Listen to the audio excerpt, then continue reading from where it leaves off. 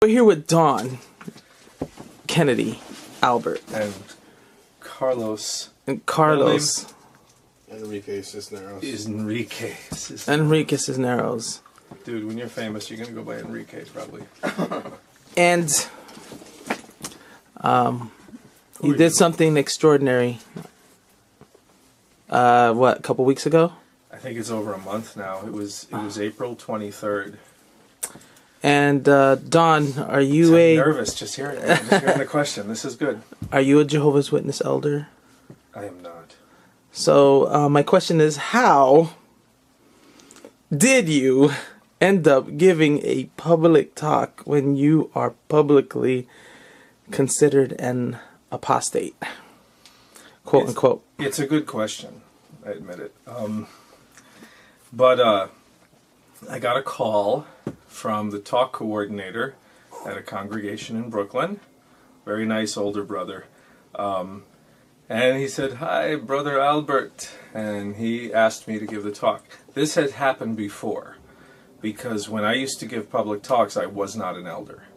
I used to go around wherever they would ask. I would make friends with people in the congregation. Next thing you know, I'd be giving a talk. So I was familiar with a bunch of congregations, but they didn't have me on any official list because I wasn't an elder. So I was under the radar, and it didn't matter back then. Apparently it matters once you leave, because they have no way of knowing to take you off of any list, because maybe they only have you on their personal lists. I don't know. One way or another, he calls me, and this time I was just about to tell him, as I usually do, I'm not really around anymore. I don't really believe this anymore, I said once. I think he forgot, or maybe it was someone else.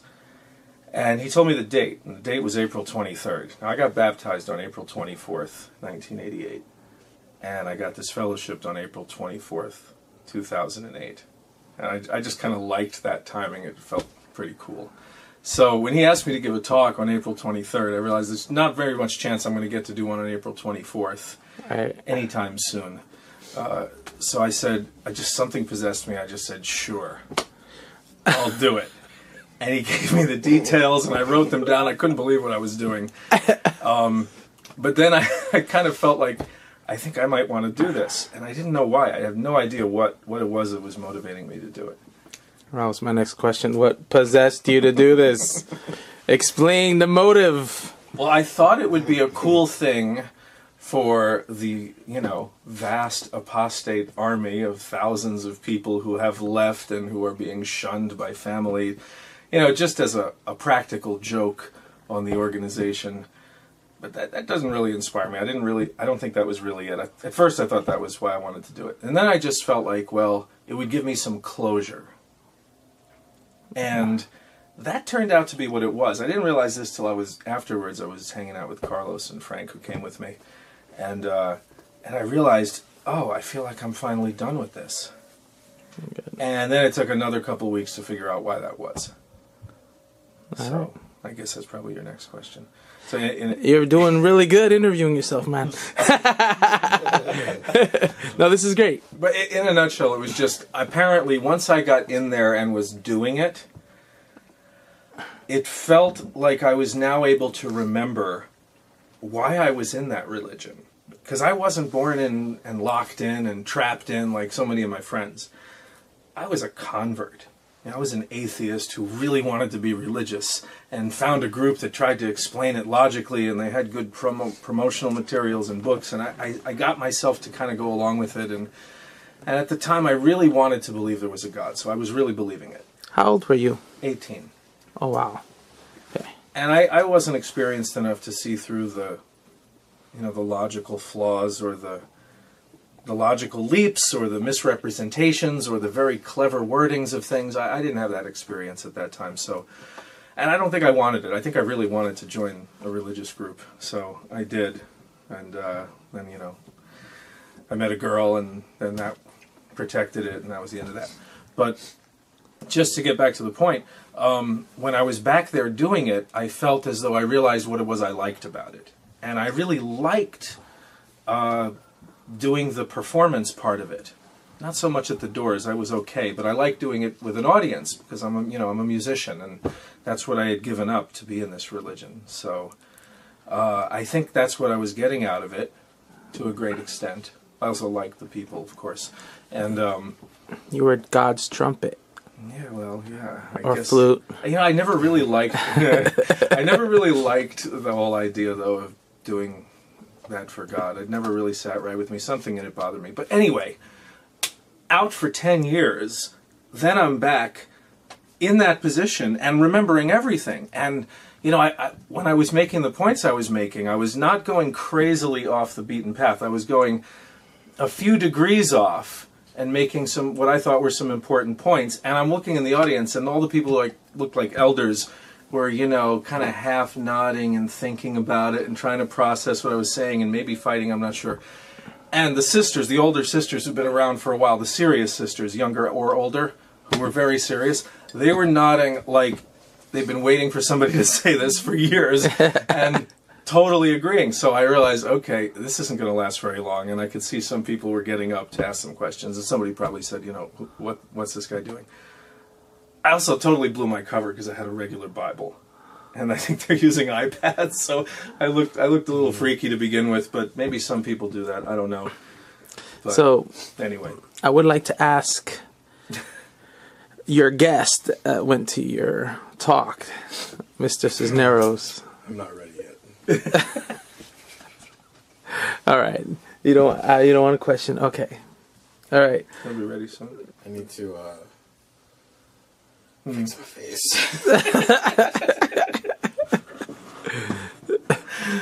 So, oh my God. Yeah. What was the what point did you hit in your discourse that caused them to shut it down? That's a good question. We need to play it back at Yeah. some point and find that out. We're going to have to look at it. I really haven't been able to listen to it.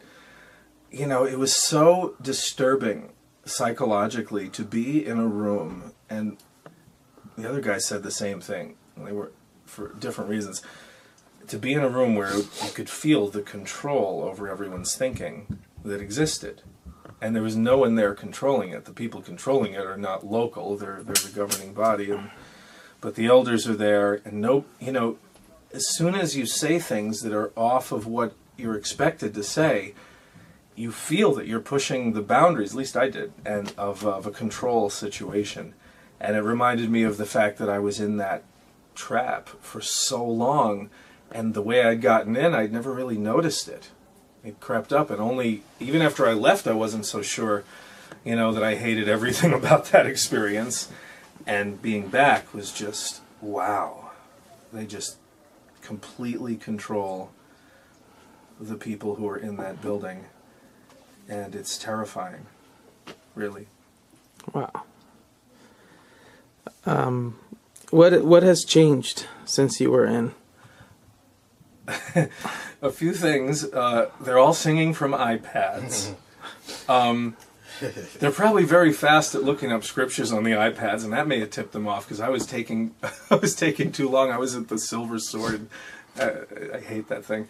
I like the old ones, but I figured if I brought my black Bible, I'd look like a freak. They would immediately know, who is this guy? What's he doing? So I think that has changed. That. I made a point about the Russian ban during the talk that was kind of for them. I tried to give as much as I could. I didn't want to, I don't think any of us have any problem with the people who are in there. It's the leadership that's the problem. Right. So, I didn't really want to shock them. I didn't really want to scare them. I was very conflicted about what I was going to say. So, I said a few things I thought were nicer than maybe I would have done if I was trying to shock them. And one of them was about the Russian ban, about, there was some scripture I was using, and I realized it backed up the idea that, you can't really force people to stop believing or stop worshiping, which, as much as I think the organization should be against the law by its specific practices, I don't think people should be arrested for doing what they think is right. The regular Jehovah's Witnesses, that's terrible. Right. That's not even a matter of religion. That's a matter of typical, basic human rights, free speech. But anyway, I'm totally digressing from all your questions. And Carlos mentioned something that got me I was speaking to Carlos because Carlos was with you, and what's his name? Frank too. Frank Joka. Frank. I'm gonna get some footage of him later. He's great. He's a musician who I play with in a heavy metal band. All right. And Carlos mentioned to me that they had 2 TV screens, and they were putting up the verses up there. Yeah, I don't know if you noticed that. Yeah, I did. But Was I just supposed to... What was I supposed to do then? Was I supposed to have them printed out? I don't know how it works, and nobody knew. Nobody told me. Yeah, no, I just noticed immediately that, one, it didn't matter that I didn't bring any books because they're displaying these scriptures on TVs and also the song lyrics. So, I mean, I could technically just, like, go in there without any material or books. Praise God. It's too easy now. No. That really ticked me off. I would have been throwing a tantrum like, I used to have to look up every verse and learn where everything was. Carry a bag full of elder books. And pamphlets and whatnots. An hour a day. Well, you know, I mean, big things have changed, though. I mean, the blood issue is no longer enforced, allegedly. Right? There's major changes with that. Wow. They didn't tell anybody about it, but, you know, they've changed their rules about it because they had a problem with Bulgaria and the Human Rights Court. I'm bringing up things probably not everybody knows about, but it's worth looking into. Yeah, no, I haven't really been following the blood thing myself. But they changed it. First, they changed it where suddenly almost everything was okay. 2006, November, I think, Kingdom Ministry suddenly made it so that all sorts of fractions, practically the fractions. Oh, yeah, almost everything was okay. Well, I was still in when that happened, when the fraction thing happened. Yeah, I was too. I was still in for that year. 06, you said? 06, yeah. Well, I probably wasn't exactly at the Kingdom Hall in November. Yeah. I think I was done by then. But they suddenly made everything okay, so that means you don't have to die.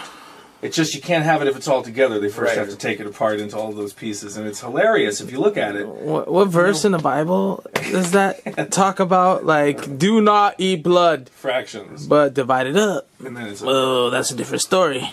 I mean, it's whatever. But I mean, that's a major change, and the regular people hardly even know about it. So what hasn't changed is that everybody's just waiting for orders and waiting to nod their heads and waiting to follow and be assured that they're going to live forever and everything's going to be fine. Were there a lot of young people there? I feel like it was mostly older people. I saw a handful. Yeah, I mean, I did see some kids though. Like, I saw some kids that were maybe like in their teens, and I'm like, oh my God, I feel sorry for you. Yeah. You're gonna feel guilty about masturbating for the rest of your life. It's really fun. Oh my God.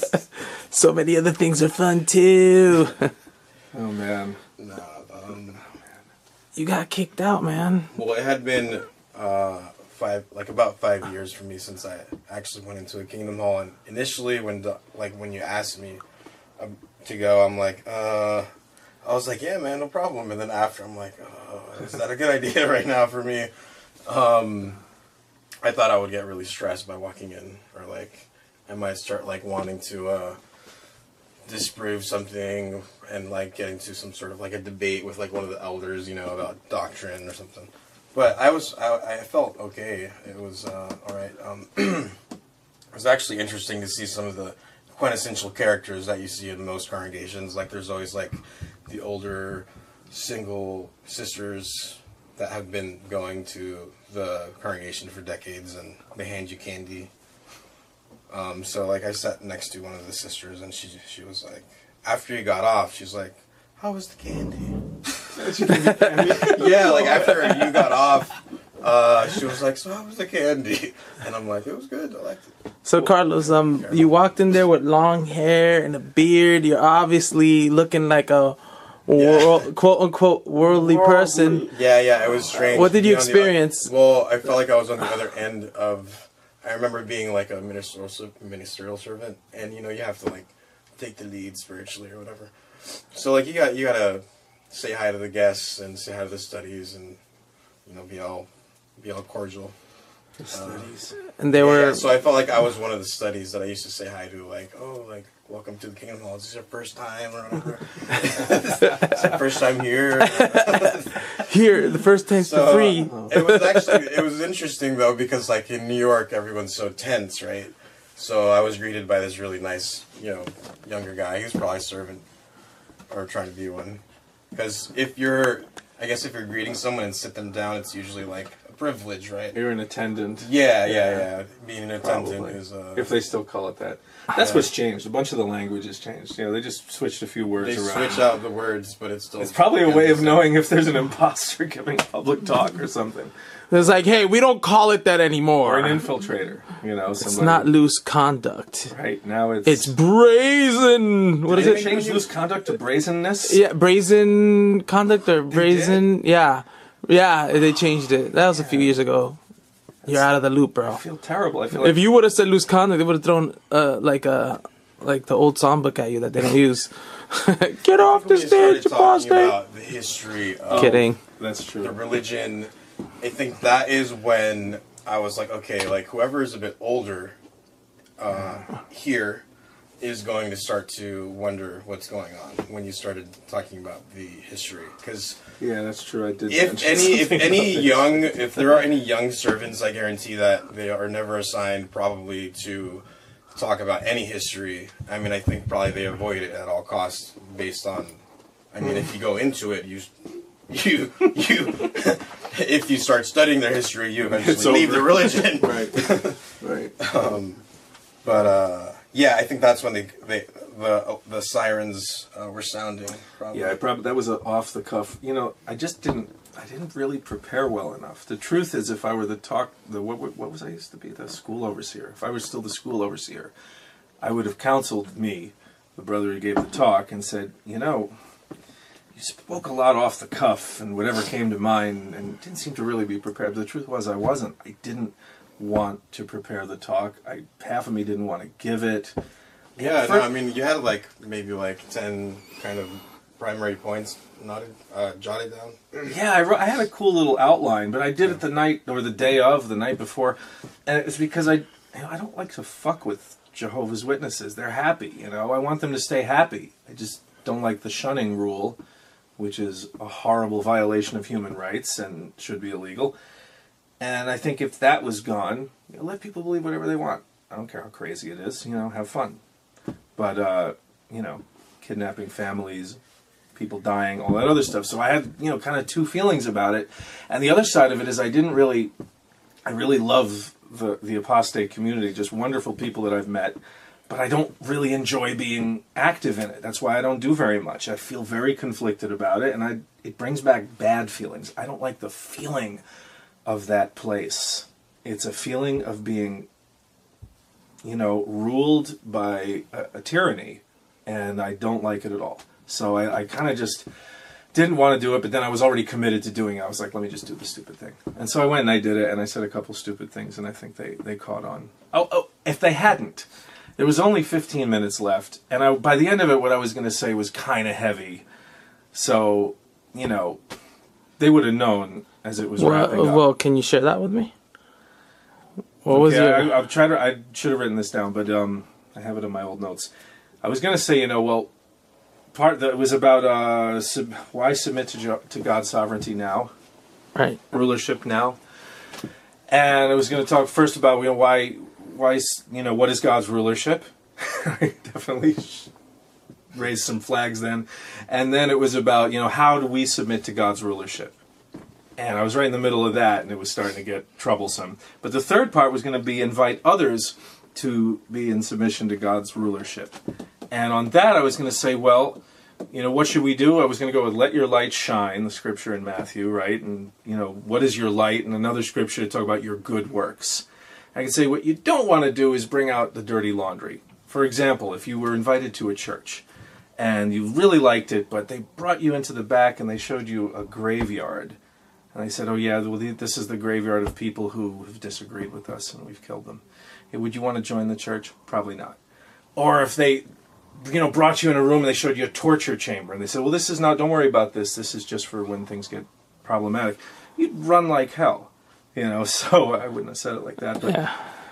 And so, do we really want to bring up with people the fact that if you join this religion and you at any point change your mind, you will be shunned by everyone, including your family, who obeys the rulership. And anyone who doesn't shun you will be shunned, and that they will enforce that upon you. Do we want to tell that to people? We probably should conceal it, shouldn't we? And I was going to go into how that's morally wrong, too, and how we're fucked. I didn't expect to get that far. So, and I probably would have landed the plane a little bit more nicely and just counted it as a win and moved on anyway. Yeah. But, even talking about it, I feel like, do I really want to just... I don't like bursting their bubbles, because I didn't want mine burst when I believed it. That's not the problem. The problem isn't that people believe the crazy beliefs of Jehovah's Witnesses. That's not really that bad, I don't think. The problem is that families are broken apart. People are not allowed to pursue their dreams. Their children are taught not to believe in themselves and not to do what they want with their lives. The lives are hijacked. I hijacked a public talk. But entire lives are hijacked by that organization, and they're feel protected, within their own little bubble, and that's what's got to get burst. And what I did isn't going to do that. The work of everyone else is doing that. JWFacts.com is doing that. Recovery Group 3 is doing that. Lloyd's videos, all of this stuff, all of it is doing it. And people are waking up and they're leaving. Yeah. Well, you never know. I mean, that might be like, you never know what's inside a person's head and what might help them. Some things work, some things don't. Maybe something you said can stick in somebody's head. It's kind of the reverse of what they say happens, right? When they talk to you. And it might. It's kind of like the poison, and then the antidote is kind of different, But I'd be lying if I said I was doing it for that reason. Once I got off, I realized I was doing it to reclaim my ability as a speaker and as a performer, and take it back for my own life. I do music. I sometimes do speaking. Your closure. It's not for rent to the Watchtower anymore. That's kind of how I took it, though, too. It's just like, you're kind of playing a character, but it's in real life. So for me, that was super exciting. I'm like, this is going to be a very entertaining Sunday.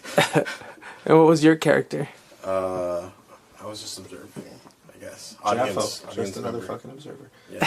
You were like a study, like a past study. Yeah, I was like, you invited me after not seeing you for like a few years, and you're like, hey man, come back to Jesus. But I thought it took a lot of guts to do that. I don't think I could do that.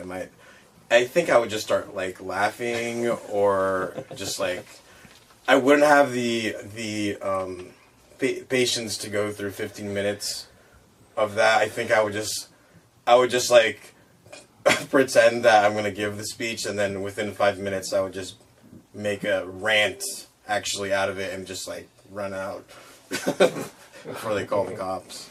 I nearly did that. I was on the edge of that, I think. How about if anyone says this was a messed up thing to do or mean thing to do? I got that on the way out. That was a mean thing to do. One of the like 22-year-old. I would think Bethelites. Do they still have Bethelites coming out to the Bronx, to Brooklyn? I imagine there's still some in the main building. They're not all gone. Well, not yet. Someone who looked like, one of these really white brothers, was like, as I'm walking out, I'm just, walking out, and he's like, not cool, not cool. And I just said, you wouldn't believe how cool. Because, it was a great feeling of relief to be walking out, after just re-experiencing what it was like to be in. I really remembered everything. And maybe I kind of couldn't remember, it's a traumatic thing to leave this thing. It really is. You were in for how many years? 20? Yeah. And I was a kid when I got, wrapped up in this. So, I'd be lying if I said I was doing it to help anybody in there or anything. And I really don't think it does. I don't think people, maybe some little here and there sometimes, but for most things, people wake up on their own for reasons other than stunts like this. And I'm really against the aggressive shit. I really like the idea of you know, even with. So you were trying to use their Christians. own kind of beliefs to help them be kinder?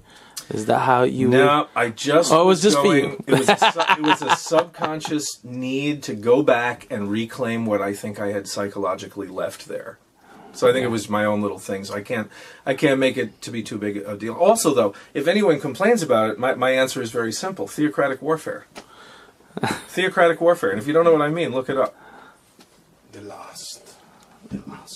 Theocratic warfare. You are Satan's man. No, I was kidding. The That's- opposer. That's a Jehovah's Witness teaching, that it is okay to lie and deceive in order to further what they believe are the right interests. Well, okay, I'm just turning that around on you right there. Wow. But it was really just for me. It was really for closure, and I mean, I'll still stay friends with the people I've met. That's real, but I can't spend energy on the thing.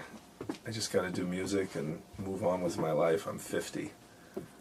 You know, I hope the people I used to know are okay. I hope my ex-wife is okay. She's a good person. I hope her family is well. I hope everybody's well. But I'm done. That was like your bow. It was like a bow. It was like, thanks for the memories. Very cool. Anything further? I mean, getting a chance like that, you know, like an elder texts you and it's like, hey, like, you want to give this talk? I don't think it happens pretty often. So, I think taking advantage of that, I think I would, for sure. But If it happens again, I'm not doing it. you got to tell us. No. If it happens again, give send all me. those. Yeah. I'm like, I'm Oh, right. gone. Right. They don't have photo IDs, otherwise. Oh my God. They'll take your word for it. It's exhausting. The whole subject is just exhausting. I don't know how you maintain whatever energy it takes to do what you do. You know, I have a lot of help now. How many people are in Recovery Group 3? 9,000 Holy Getting plus. close to 10,000. Yeah. Pushing 10,000 people. That is a lot of people. I think a few years ago when I moved here, it was probably like 3,000. yeah, it was 3 or 4. 3,000. Well, a little when you moved here it was 13. Yeah. But there's a lot of people that go there that are witnesses. Yeah, Still that 'cause it's they open. don't join, it is open. So there's a Right. lot more. But they're not really. And not all 9,000 are active, but at least you know that they're okay. 9,000 people clicked on this and said there. You know. I'm sure a lot of people that are still in are kind of just reading. They do, and with that I remember I kind of used to do that. I would just like go on websites or like read, even like That's how Facebook. Satan got you. Yeah, I know he did. and that's what It happens. doesn't exist. Yeah, but he still got you even though he doesn't exist. Oh my So God. that's badass. But does that mean that I and that's when- myself? Could be. El Diablo. I was noticing that when you were talking about how you became a Jehovah's Witness, Yeah. you were looking for something, Yeah. and you like the bubble, right? And then when you were talking about how you felt about the people in there, you're like, I don't want to bust their bubble. So I feel like you're digging into your experience, Could be. and the empathy you have is because that's what you lived, You know, or that's how you felt when maybe you were in there. My brother and sister both tried to, challenge it, but when I got out, I blamed them for not trying harder. I was like, come on, you could have totally laid bare the logical flaws that I was buying. And I kind of was like, why didn't they try harder? They failed. And I realized they couldn't do it. It wasn't because they just couldn't, they didn't have the heart. Because when you see that somebody wants or needs to believe something in order to feel safe, it's very difficult to try to wrestle that away. And even if you want them to wake up, you also, I don't know. I think that's what I'm talking about. I also like religious people. I may not agree with the foundation of what they believe, but I like the people who are drawn to that particular, what I think is a fantasy, but it's a very positive, usually a very positive fantasy, where they want an ideal, and they want to live by those ideals, and they want to live up to certain ideals. And I think very nice people and good people are into that, and so I care about. It's just not. I don't like the idea of shattering somebody's faith. It's not that I can. I don't think you really even can. But the idea of doing it feels very. I want to argue with them. I love the topic. I love the thoughts behind it. I love talking about it. But I just I have a little trouble with taking away something that somebody might need. And maybe it is because I needed it too. Maybe that is the reason. Would you be comfortable with the idea that you might have burst somebody's bubble? Well, what I find is that the people usually are ready to hear by the point when if they leave by what you said, they're ready for it. If they're not ready for it, there's no logic, there's no reasoning. But if they're using logic and reason and they can think about like, wow, this is not true, then that's at that point, it's them. You're just laying out something. So that what you did might have laid out something for somebody, and even though you did it for your own reasons. Yeah. How do you feel about that person that was ready, getting like, hey man, he did that? Holy moly! Well, because I have thought about that, and just to make sure I was okay with doing it, and I thought about could this hurt anybody? And the only person I feel bad for is the talk coordinator, because I know what it's like to be a talk coordinator. And I embarrassed him, and he's a nice old brother, and, it wasn't, I didn't mean for that to happen, But there was no way around that, so I just failed to think about his feelings, and I felt bad. He's the guy who took me off the stage, and I just felt like, man, I really upset this guy, and he's not a young guy. It was just, I felt bad about that. But the people, I don't think anything I said with my logic or the scriptural stuff, I don't think it really changed anybody's thinking. But if the fact that an apostate could go up there and be giving the talk made anyone start to question, wait a minute, is God really in control of this thing? Because just seeing that can possibly make a person feel like, wait, well, so if God doesn't control that, well, he did get him off, yeah, but why 15 minutes late? It could raise some questions in somebody's mind, or maybe for some other reason, it raised questions in someone's mind that I can't even think of. I don't think it's a crime to raise questions in someone's mind. I think to aggressively attack a person's faith, to me, it's distasteful. But, I'm glad people did it to me, because it broke me free of, a bunch of beliefs that were really destroying my life. So it's a tough issue. I'm a humanitarian at heart. I don't like to hurt people. I think most atheists don't even identify as atheists because they're so against the whole discussion and the whole, debate. They just don't want an argument over it. They just want to privately not believe. So I think maybe I'm like that too. I don't know. I'm not as active in the whole secular rah-rah movement as I used to be. Carlitos? What was the question? How does it feel to be a non-believer? It wasn't a question. I was like, anything to add? What is it? Anything to add, or what does it feel like to be a non-believer? I mean, do you feel like what does that mean, though? Like, non-believer, like, what are we not believing? Do you want to, Jehovah, man. When you talk to a believer. Or anybody. Like a Jehovah's Witness or a Christian or something like that. I love arguing, don't get me wrong, I love arguing with it.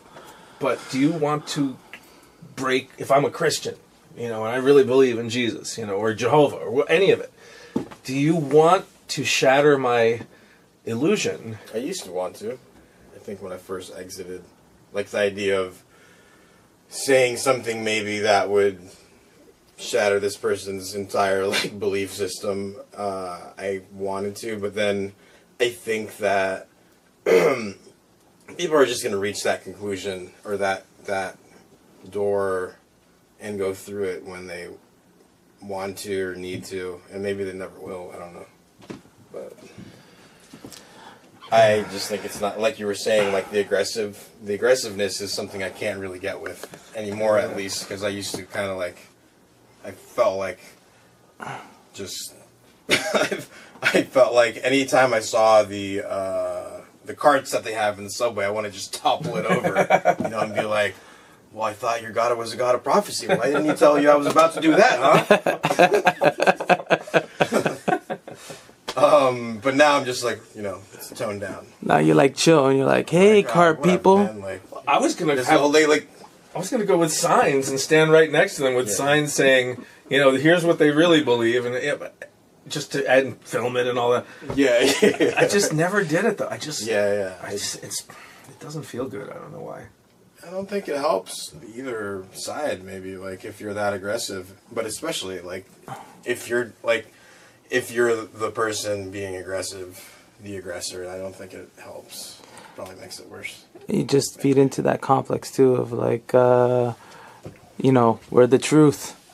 And they're attacking us because we're the truth. And so that is another thing. That was told to me when I went to my first district convention. There were apostates outside, and I was prepared. I remember seeing the apostates outside. And they had their signs, and I remember seeing them and thinking, boy, they look miserable. And they did. They really looked miserable. But I was prepared in advance for, these are people who've left and they're weeping and gnashing their teeth, right? Mm-hmm. So I was given this impression of apostates, and the one little group of them I saw really kind of fit. They looked like that. And then I asked the guy studying with me, and I said, hey man, Phil, why are they feeling this way? What are they angry about? And he said, well, they're angry because they're not allowed back in, They've been kicked out, and they want to associate with me. He told me that. And I found out years later they're angry because they miss their parents and children and siblings and friends and grandchildren and grandparents who've been ordered. So, and I told him, I said, you lied to me about that. I told him that a few years ago. We don't talk anymore because I called him a pussy, and I really shouldn't. It was, my friends and I, we call each other that freely. We're just kidding, and he took it all seriously, and he said, well, yeah, I'll kick your ass. And I was like, oh, please. He does. Come on, we're old men. Don't do that. You don't want So anyway, we had that falling out. But my only real problem with him is that was a lie. And had I known why they looked so miserable and why they were so angry, that might have stopped me.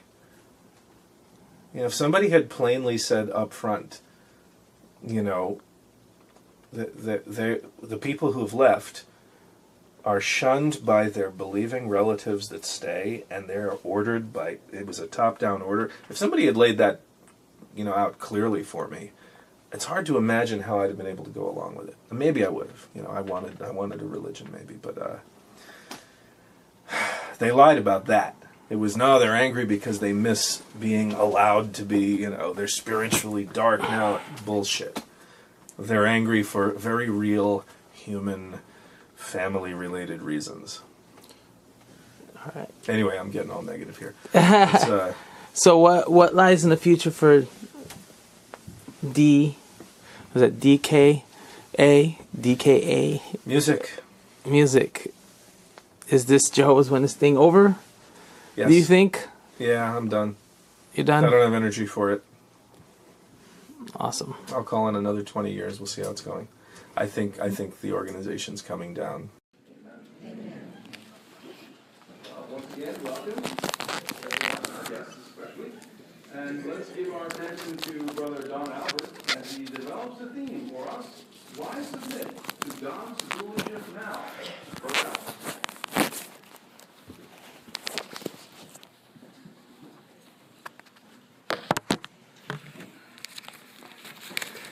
Thank you, brothers.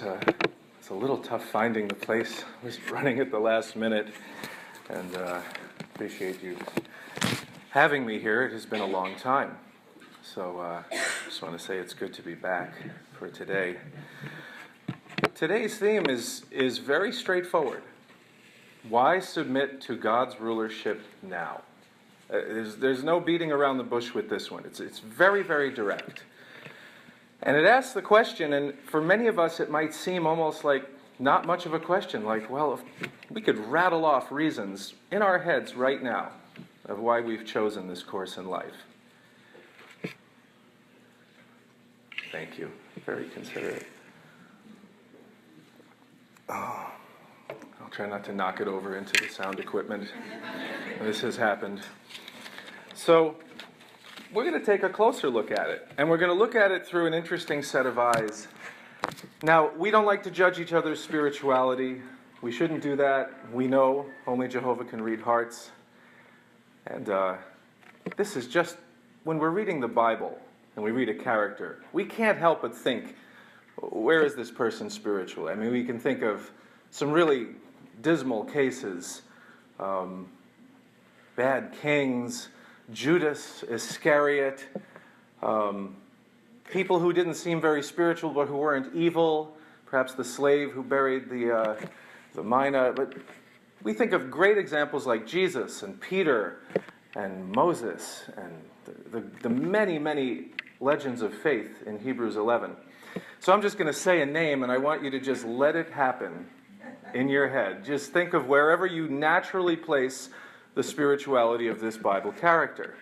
And go with your gut. Don't think yet. We'll be thinking. Thomas.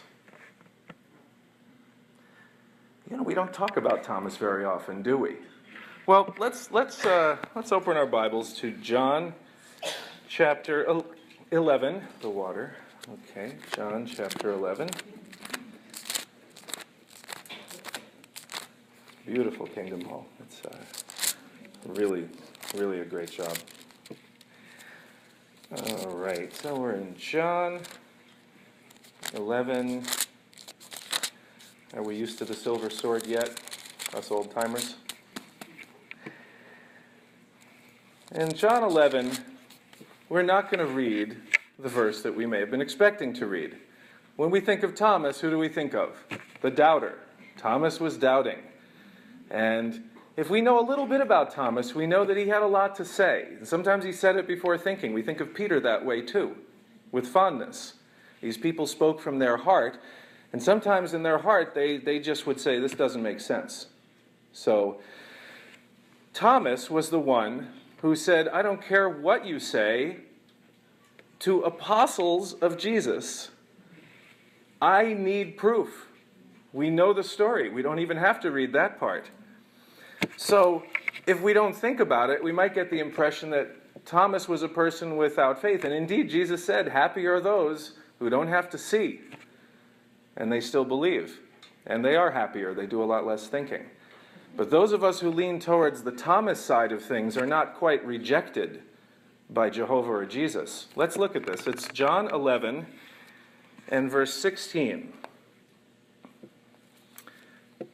So Thomas, who was called the twin, said to his fellow disciples, let us also go, that we may die with him. Now, those weren't just words. He meant it. Jesus was headed towards something that did not sound good, and the disciples were reacting in all different ways. But Thomas said, I'm ready to die with him. He's not the only one who said it.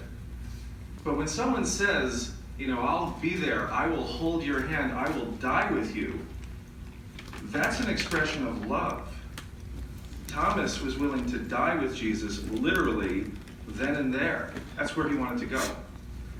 So, is Thomas viewed scripturally as having not much spirituality? Well, no. There's really nothing bad said about Thomas in the entire Bible. In the Christian Greek scriptures. Certainly the things that are mentioned are for our benefit. So what do we learn just from knowing how Jesus felt about Thomas? You remember how Jesus reacted when Thomas was demanding proof. Did he say, well, listen, you're leaning toward apostasy there, sir. What did he do? He showed him. We don't know exactly whether or not he touched them. It's an interesting tidbit online at jw.org, but he showed him. So it would seem that this type of mentality is not rejected by Jehovah.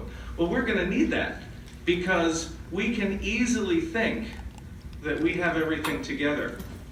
Turn with me to Romans, please. This is I think it's a little bit of a wake-up scripture, especially when we're studying with someone. We sometimes have to show them this. And it's Romans 10, 1 through 3. I'm a Luddite. You know what a Luddite is? A person who likes paper. Romans 10, 1 through 3. Just glad we don't have to use scrolls. Paul here is speaking about his brothers in Judaism. All right? Now, the Jews who rejected Jesus weren't automatically non-brothers. They were still his brothers. And he says to his new brothers, in verse 1 of Romans chapter 10, the good will of my heart and my supplication toward God for them are indeed for their salvation. And that we understand that. Don't we want that for our brothers and family members and sisters and fleshly and those we care about in the world and perhaps those who've left? Don't we want basically that they be okay? That's what we want for everybody. That's a basic human desire, and it's really brought up in Christianity as a light. But then he says in verse 2, for I bear them witness that they have a zeal for God. He said they're sincere. But then he said, but not according to accurate knowledge. For because of not knowing the righteousness of God, and they just did not know it, they didn't get it, and here's their fault, but seeking to establish their own. Any one of us can do that.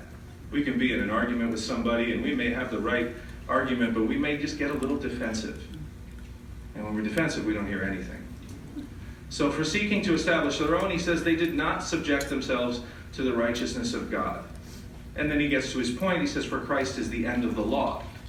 And that's significant, because people were holding on to details that they found in Scripture that some of the leaders were still saying this is very, very important. And up until then, that had been God's organization to those Jews who were there. And the argument was, well, what about this detail? What about that detail? And after saying that, Paul said, let's get back to the basics. So we're going to do both of those things today. Don't have a lot of time to talk about it. This used to be a 45-minute outline. It has been shaved down a little bit. But just because many of us probably have experience, can I just get a show of hands? Do we have any pioneers in the audience, or anyone who has ever been a pioneer? Oh, look at that. It's beautiful. Don't forget. And a lot of you then are really going to understand where we're going with this, because, you know, if you ever have the privilege of pioneer, you get face-to-face with every Thomas in the neighborhood. And they're not polite like a Jehovah's Witness Thomas. You know, I could be a Thomas, but I'm going to be polite. They might say very directly, more like the real Thomas, hey man, that doesn't make sense. So if we understand what it's like to reach people in the territory, we can bring it right back home. And our outline just has really three things to talk about. And the first one is, what is the rulership that we have to submit to? You know, that's become a confusing issue. And we've had, we know people in our territory believe it's one thing. Maybe God's rulership is an emotional state. Maybe it's a mode of behavior. We've shocked people by saying that it may be a government. That's been a little surprising for people to hear. And we might have gone over details about when that government took power in 1914 and chronology and generations. And boy, even pioneers. Do we really want to get wrapped up in that when somebody is asking, you know, why should I submit to God's rulership now? Is that where we want to go? I don't. I can do it. Maybe we can all do it. But that's not really a good place to go. We're going to go directly to Psalm 2. And if you know the Psalm, you know exactly what the point is of this.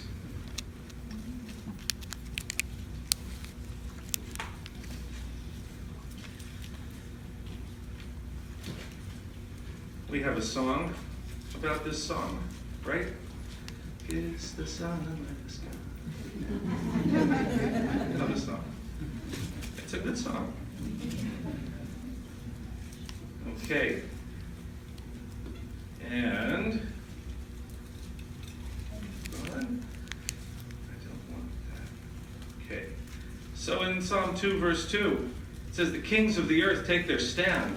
High officials gather together as one against Jehovah and against his anointed one, saying, let's throw off their shackles. And, you know, we don't want to live under that rulership. Okay? We may see that today from nations. We don't even need to get specific on that, do we? And they're basically saying, we do not want God's kingdom. So the first thing is to accept the kingdom, and that means accepting what they're rejecting there, which is the king. So we probably know who the king is. We probably don't have a single person in here who would fail that question on a test. We know Jesus Christ is the king. But let's just take it a little bit further and go to Galatians chapter 1 and verse 8. Because we can get caught up in details just as easily as it can happen in Christendom. We've got a big Bible here. There's a lot of things that we can get into. And Paul gives us a warning here. I know, it's slower. I realize that paper is slower. I know. Gives you time to think. Galatians 1:8, Paul gives this warning. And he says, there's a lot of talk, a lot of excitement going on. But in verse 8 he says, however, even if we or an angel out of heaven were to declare to you as good news something beyond the good news that we declared to you, let him be accursed. Well, let's give that a tiny bit of thought. We can hear something from someone we respect in the organization. We can hear something from the person who taught us the Bible. We can hear something from an elder. I could say something right now that might not be the right thing. And that doesn't stop at the level of elder. That can go all the way up. And if we know anything about the theocratic history of this organization, we know that that can happen all the way up. So how do we keep this point of how to submit to God's rulership now with all of the things that could be said, all of the speculations, all of the hard lines, all of the things that could be said? Well, Paul said, stick to the basics. What was the good news that he had declared to them in the past? It was very simple. There is a king, it's Jesus Christ, and the law is over. And you can approach God freely. And there was a lot written about it. Now, we have new things. Of course, we're in a different era. There are new details. But the fundamental idea is to respect the king. So we have to just make sure we're doing it. And one more scripture on that will be Romans 10:10. We know this verse really, really well, I think.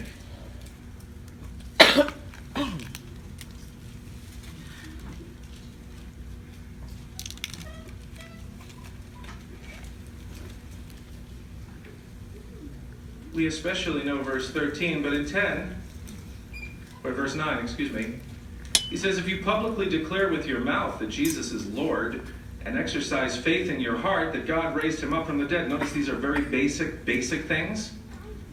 But if we talk about that and we don't hide that,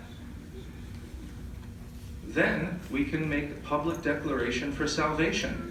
And in verse 13, we can be saved. So, by keeping it simple and by sticking to the scriptures as often as we possibly can, we'll be in a pretty good position to make sure that we're letting God's rulership be over us. Now, the more interesting concept of this is to figure out what we should do.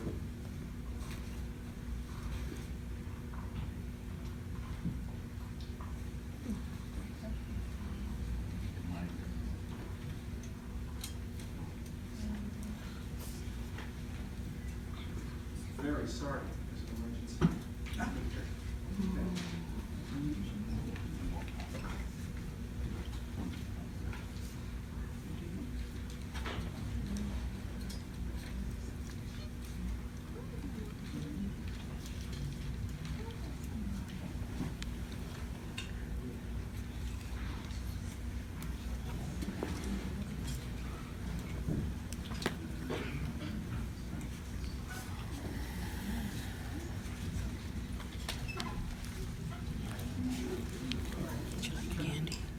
Yeah, Thank you very much. It was good. I wasn't back in the Turkish. So, thank you very much for coming out. Just get my notes. Apologize for that. Yes, for the Albert. And each week we have a discourse here on Sunday. And next week we're looking so forward to a brother from another congregation in Queens, Jamaica, English, Brother Jonathan Dill, and he'll be developing the theme, Be Guided by the Bible. Another very topical discussion, so be guided by the Bible. At this point we're going to ask Brother Robbins to introduce the Watchtower.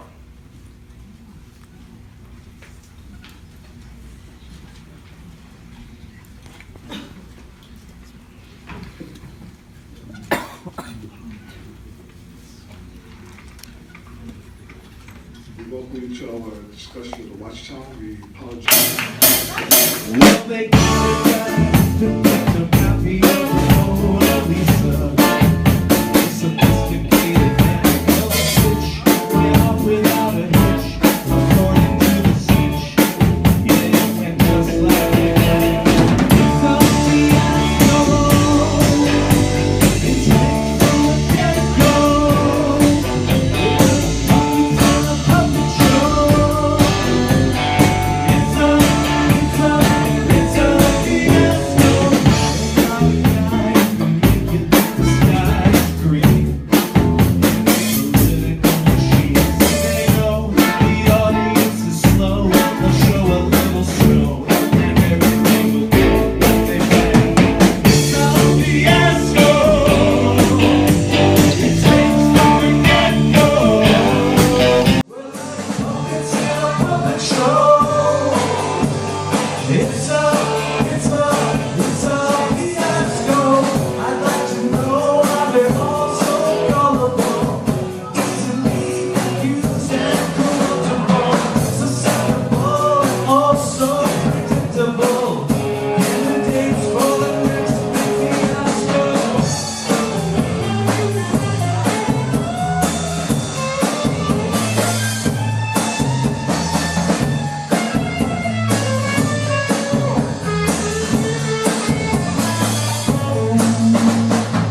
They got a guy who can always tell you show, place, or win. And he understands the spin. He can see right through the mystery. Despite his gallantry, he's joined the other team like they planned. It's a fiasco. It's rigged from the get-go. They're like puppets in a puppet show. It's a fiasco. They're basement dwellers going on 25 years. And they're running out of cheers. But the boss, despite the lack of